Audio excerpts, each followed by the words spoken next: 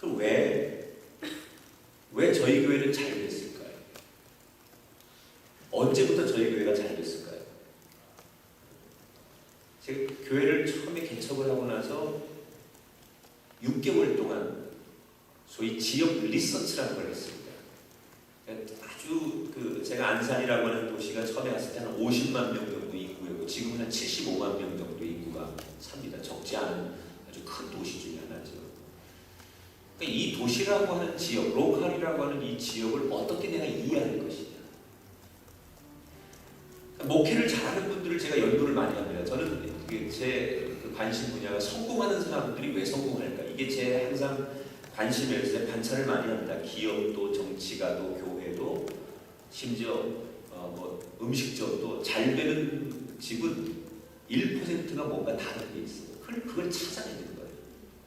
그래서 제가 로컬 안에 들어가서 이 안산이라고 하는 지역에서 목회를 1993년도에 시작을 했는데요. 이미 가보니까 잘 되는 데가 있고 안 되는 데가 있어요. 똑같은 토양 아닙니까? 똑같은 토양이고 같은 시대 아닙니까?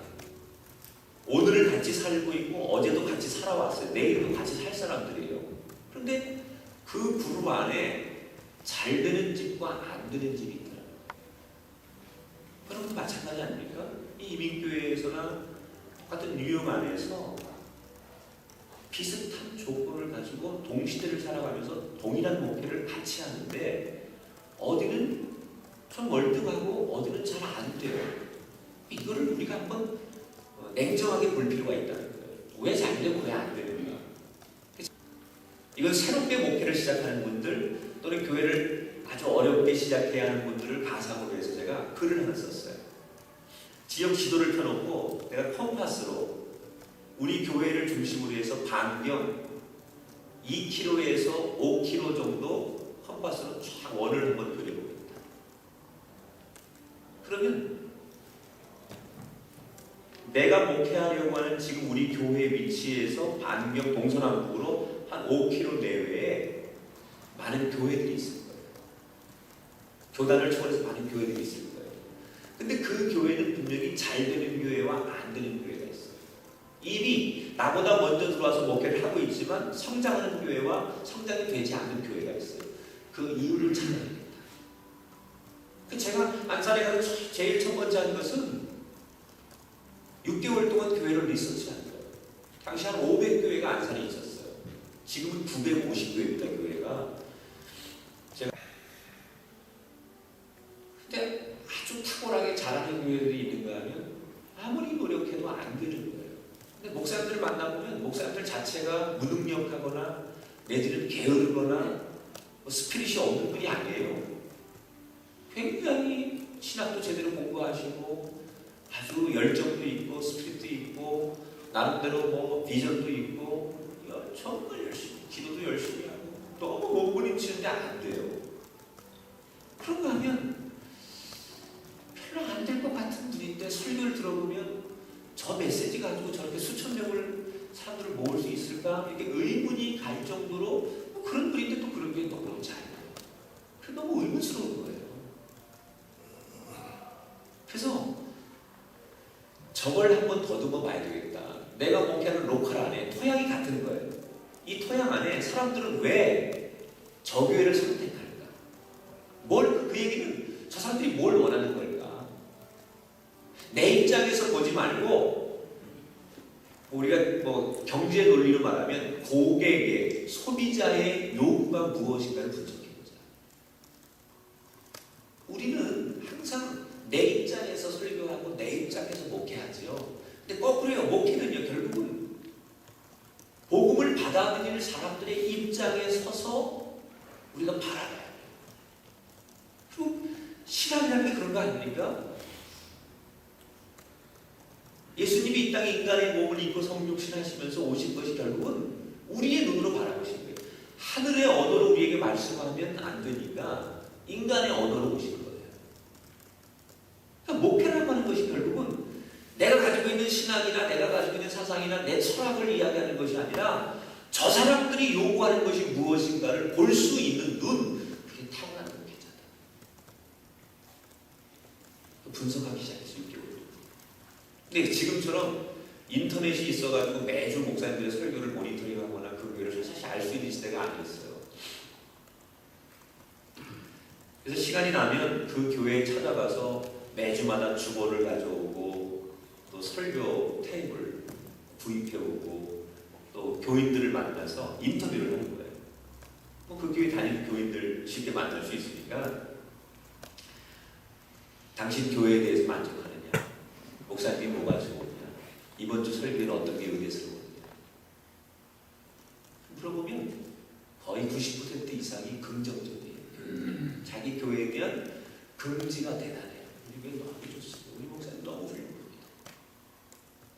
내가 볼 때는 아닌데 자기들이 그렇다는 여기서 제가 많은 혼란이 있었어요.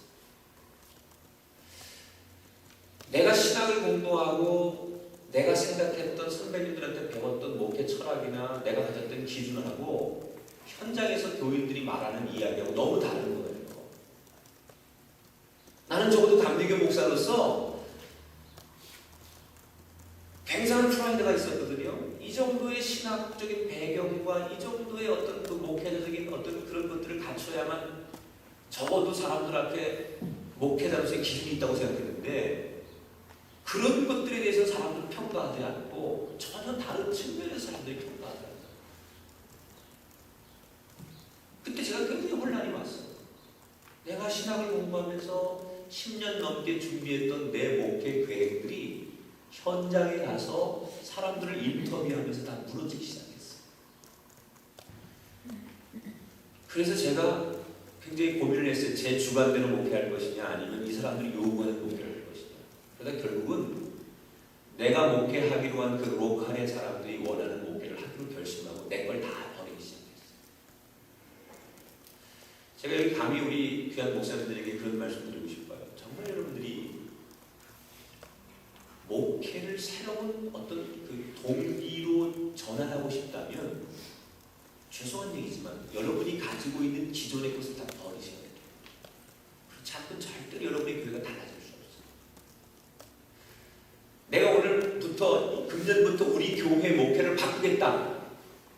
우리 교회 내가 어떤 분위기나 이미지를 바꾸겠다. 만약에 여러분이 그런 생각하신다면 제일 먼저 해야 될 일이 여러분들이 가지고 있는 걸 버리셔야 돼요. 저는 굉장히 많은 목사님들을 만나지만 목사님들이 바뀌고 싶다는 거예요. 자기 변하고 싶다는 거예요. 그런데 그래서 제가 코칭을 해드립니다. 이렇게 하세요. 또 어떻게 하면 좋을까 같이 얘기를 하다가 자기 나름대로 방법을 찾아요. 그런데 문제는 어디서 걸리냐? 자기 걸 못 버리는 거예요. 비워야 돼요.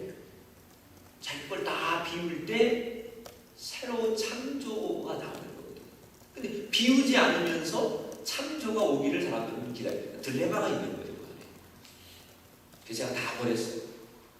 그리고 철저히 93년 12월, 94년 1월, 95년 요 90년대 중반의 사이클에 맞는 그 당시에 맞는 안산이라고 하는 지역에 사람들이 요구하는 목회를 맞추기 시작했어요.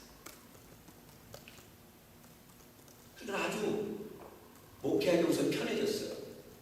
저 사람들이 요구하는, 저 사람들이 원하는 교회, 메시지, 저 사람들이 필요하는 교회 이런 걸 해야 돼요. 근데 한 가지 문제가 생겼어요. 목회를 그렇게 하다 보니까 패턴은 소위 성장형 패턴이 된 건 확실해요. 잘 되는 교회 쪽으로 내가 이제 가고 있어요.